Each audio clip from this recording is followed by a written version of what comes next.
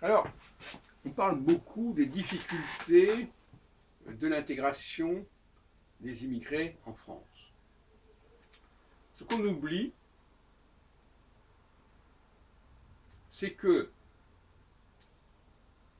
ce qu'on appelle la France, l'image qu'on se fait de la France au XIXe siècle, et même dans la première moitié du XXe siècle, n'est pas celle qui va apparaître par la suite, jusqu'à nos jours, au cours des 70 dernières années. Ou plutôt au cours, oui, enfin, en gros, depuis les années 60. Nous sommes passés d'une idée d'une France impériale à une France nationale. Et la mentalité, la démarche impériale est beaucoup plus ouverte sur la diversité, plus tolérante sur la diversité. Tout à l'heure, je rappelais l'exemple de l'Autriche-Hongrie, qui avait donné l'exemple de la laïcité, d'une certaine manière, vers la fin du XVIIIe siècle, vers 1781, etc., dit tolérance, etc., repris ensuite, quelques années plus tard, par Louis XVI. Et donc, finalement, on ne peut pas comprendre l'évolution de l'immigration, l'évolution du discours sur l'immigration, dans un temps où la France était impériale et dans un temps où la France était nationale. C'est pas possible. Ça n'a pas de sens. Même que la philosophie politique de la France n'est plus la même. Donc, l'immigré qui arrive dans un empire, il ne va pas avoir les mêmes problèmes à résoudre que quand il arrive dans une nation. Surtout quand elle a renoncé à sa dimension impériale. Faire partie d'un empire, c'est trouver sa place au sein de l'empire, au sein d'une communauté, au sein d'une religion.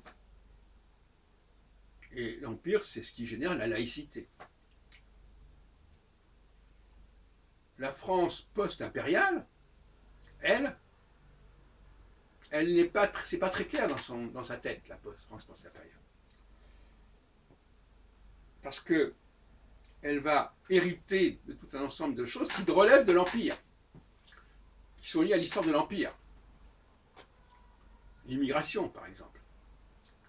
Et puis tout ce qui va être le reflux de l'Empire vers la métropole, vers l'Hexagone, à partir de l'Indochine, à partir du Maghreb, à partir de l'Afrique noire.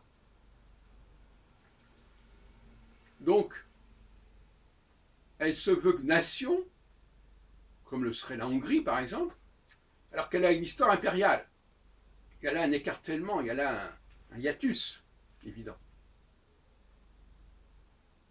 Et donc, parler de l'intégration, de l'assimilation dans les années 40-50, au sein d'un empire qui était la France,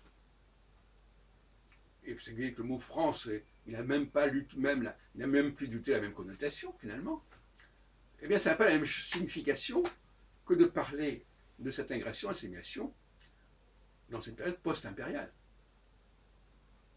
Et ce que je constate, c'est que ceux qui veulent comprendre, qui veulent décrire ces phénomènes-là, ne mettent pas l'accent sur ce glissement de la France impériale vers la France nationale, qui est au cœur des problèmes qui se posent. Parce qu'on parle de laïcité, qui est un héritage de la période impériale, dans un contexte qui n'est plus impérial et qui est national. À telle enseigne que même les juifs, par exemple, je pense à des gens comme Alain Finkielkraut, continuent ont adopté quelque part l'idée que désormais, n'est-ce pas, les juifs seraient des Français à part entière. Et pas plus français ni moins français que les autres. Donc il y a une espèce de contraction qui est assez effrayante, au lieu de dire tout simplement, ben voilà, les Juifs sont au sein de l'Empire français, ils ont leur place, dans un empire qui est non plus axé sur une nation, mais sur un État. Et l'État et la nation, c'est pas toujours la même chose. Même si on a voulu à un moment donné que l'État et la nation ne fassent qu'un, mais ça c'est une réduction.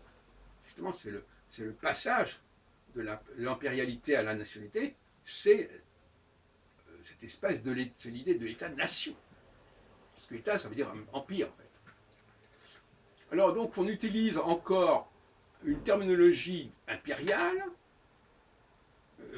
tout en ayant une démarche intellectuelle et idéologique nationale.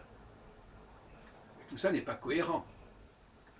C'est pour ça que je crois à un parti politique qui sera capable de remettre la dynamique impériale au centre de son discours,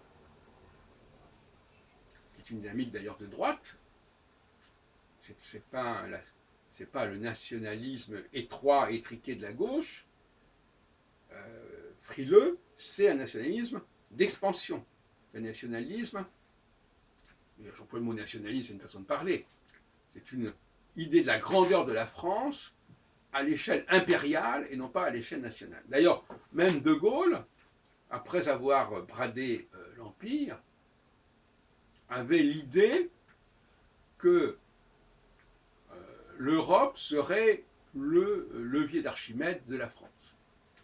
Il avait imaginé, quelque part, que l'Europe serait une sorte de nouvel empire pour la France. Voyez-vous ? Donc il quitte un empire pour un autre empire. Sauf que ce nouvel empire européen,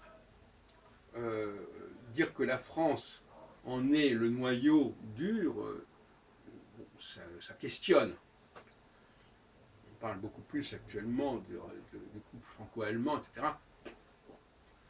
Mais peut-être qu'en effet, dans une réflexion impériale, globale, un revival de la notion d'empire, peut-être qu'on pourrait intégrer effectivement la question européenne.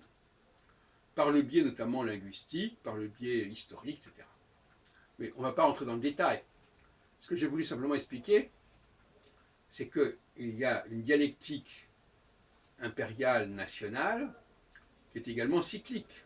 C'est-à-dire qu'à un certain moment, les sociétés s'ouvrent, englobent ou sont englobées, ce qui revient à peu près à la même chose, et à d'autres moments, les choses se replient, se refluent.